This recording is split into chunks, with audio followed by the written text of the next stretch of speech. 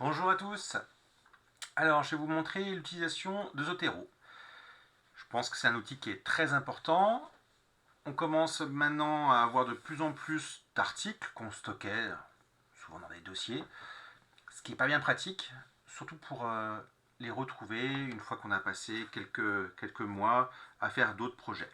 Donc, je vais vous montrer un petit peu comment bien indexer votre bibliothèque et puis finalement bien utiliser aussi PubMed pour faire vos recherches.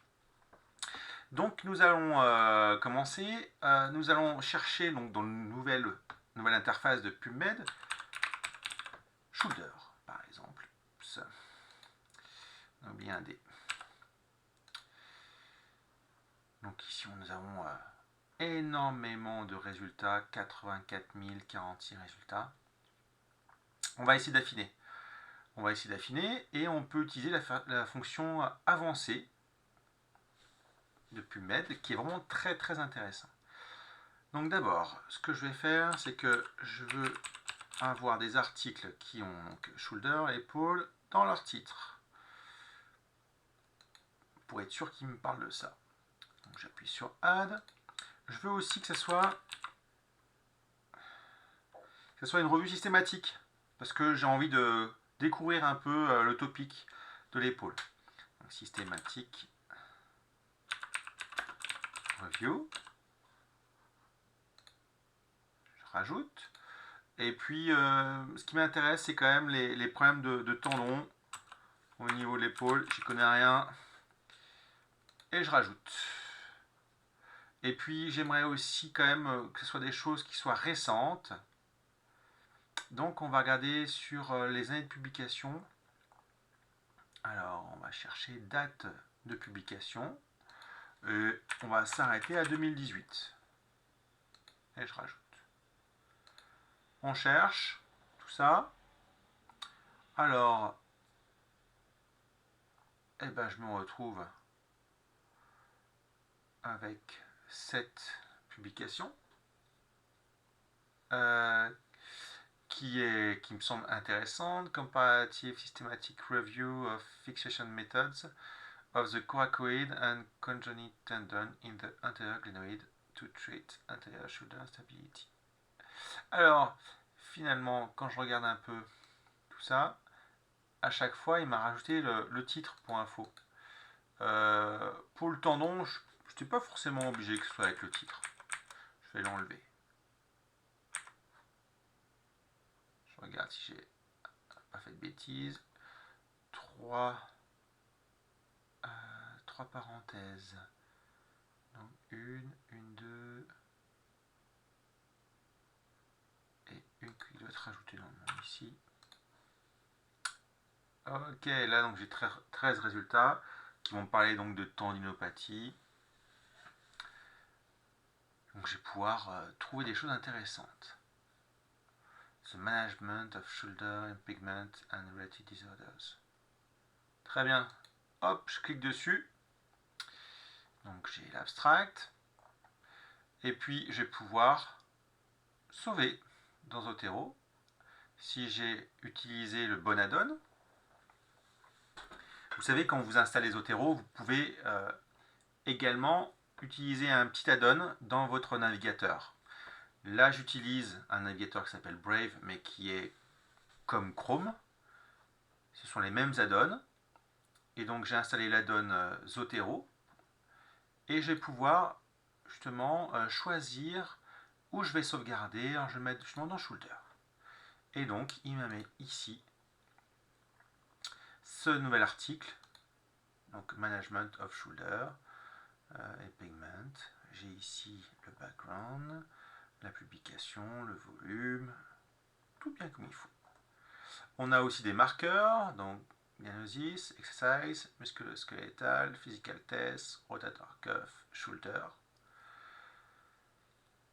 J'ai téléchargé tout à l'heure un autre article qui lui était en accès, et puis j'ai créé des petites balises à lire, article pour le cas ici, parce que par exemple mon projet serait d'écrire un article pour le cas ici sur l'épaule. Donc la balise à lire que j'ai créée, j'ai mis un underscore A majuscule plus loin à lire. Donc c'est ici. Donc quand j'ai créé cette balise, j'ai tout simplement ici écrit add, underscore, je fais à lire, là on va en créer une deuxième, comme ceci, qui est ici. Et quand je viens sélectionner ici avec un clic droit à lire, je peux attribuer une couleur qui est assez sympa, et puis une position, un raccourci clavier. Donc quand j'appuie ici sur Management of Shoulder, l'article que j'ai téléchargé, j'appuie sur le bouton 5, ça met automatiquement la petite balise à lire 2. Donc là je vais pouvoir l'enlever, et par contre je vais rajouter ma balise à lire. Alors la balise à lire attribue une couleur, c'est le raccourci numéro 1. Donc quand je vais taper normalement ici sur le petit 1, il me le rajoute automatiquement. Pour la balise article pour le cas ici, j'ai attribué donc une couleur orange, la position numéro 3. Donc pareil, si j'appuie sur le numéro 3, ça me rajoute la pastille. Plutôt pratique. Je voulais vous montrer aussi quelque chose qui est parfois qui peut servir. C'est quand je sélectionne ici Management, je n'ai pas accès à l'article, mais parfois on peut le retrouver dans Google Scholar. Il y a un petit lien automatique ici. Donc on clique sur Google Scholar et ça vient nous trouver en fait dans Google Scholar l'article ici, avec donc ici les 6 versions qui, je pense, sont payantes, puisque quand c'est gratuit, ou en tout cas quand il y a le PDF qui est en accès, on voit marqué à côté PDF. Donc là c'est sur Elsevier, là c'est sur bodyworkmovietherapy.com, peut-être qu'ils ont fait un lien là-dessus. Donc comme ceci, parfois on peut venir trouver, donc là c'est le journal, on peut trouver comme ça parfois des articles en accès gratuit, sans passer par d'autres moyens que beaucoup de gens connaissent maintenant, dont je ne vais pas parler ici. Donc voilà, donc ça c'est intéressant. Je voulais aussi vous montrer quelque chose d'autre intéressant dans cet article-là, qui était en accès libre. Si je clique sur l'article, qui nous parle d'épaules et de cinématiques, si je trouve des choses intéressantes, comme la cinématique de la scapula et ses modifications, je trouve que finalement cette phrase est très très intéressante et que je vais la garder en tête, et elle peut me servir pour plus tard, je la surligne. Ça aussi ça a l'air intéressant, hop, je surligne, et puis je me dis, il y avait un schéma qui était pas mal, hop, je mets un petit commentaire, schéma intéressant sur la sonnette de l'épaule. Hop.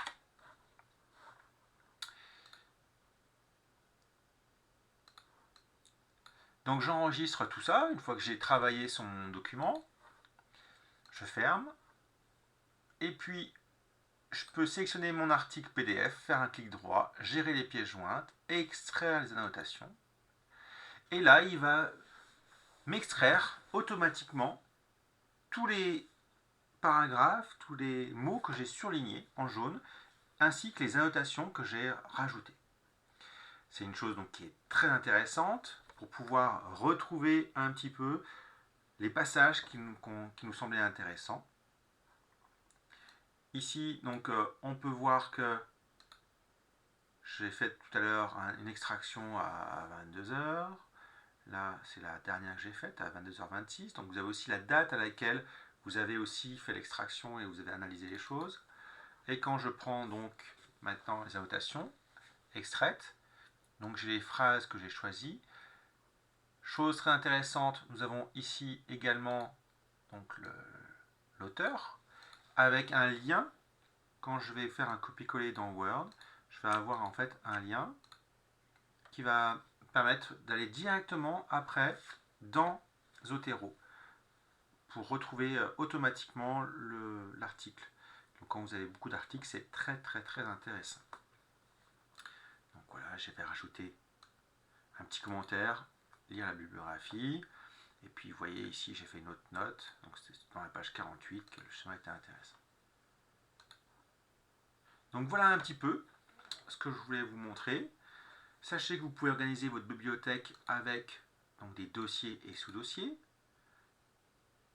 Très facile, on vient ici cliquer nouvelle collection. Donc les dossiers, on appelle ça des collections. Si je veux rajouter par exemple la cheville,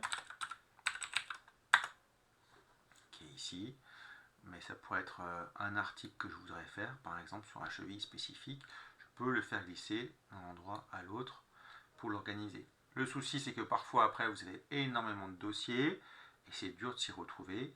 Donc je vous encourage vraiment à utiliser donc ces marqueurs qui vous permettront de bien vous organiser. Et puis justement cet article là que j'ai mis dans KSI septembre, je vais le retrouver aussi dans le shoulder. Ça veut dire qu'on peut avoir des doublons assez facilement. Et puis le jour où j'en ai plus besoin, je fais retirer le document de la collection. Voulez-vous vraiment retirer le document sélectionné de cette collection? Je fais OK. Ça ne va pas l'enlever dans ce dossier que j'avais marqué shoulder. Donc plutôt intéressant. On peut par exemple sélectionner les deux et mettre directement dans septembre par exemple. Et je vais avoir les deux ici. Chose aussi qui est intéressante, c'est que quand je vais chercher ma bibliographie par exemple dans Zotero, dans mon article, pour l'article que je suis en train de faire, d'avoir un dossier où j'ai toute mes bibliographies, c'est vraiment un gain de temps aussi, et ce qui vous permettra de vraiment gagner du temps et d'être encore plus efficace.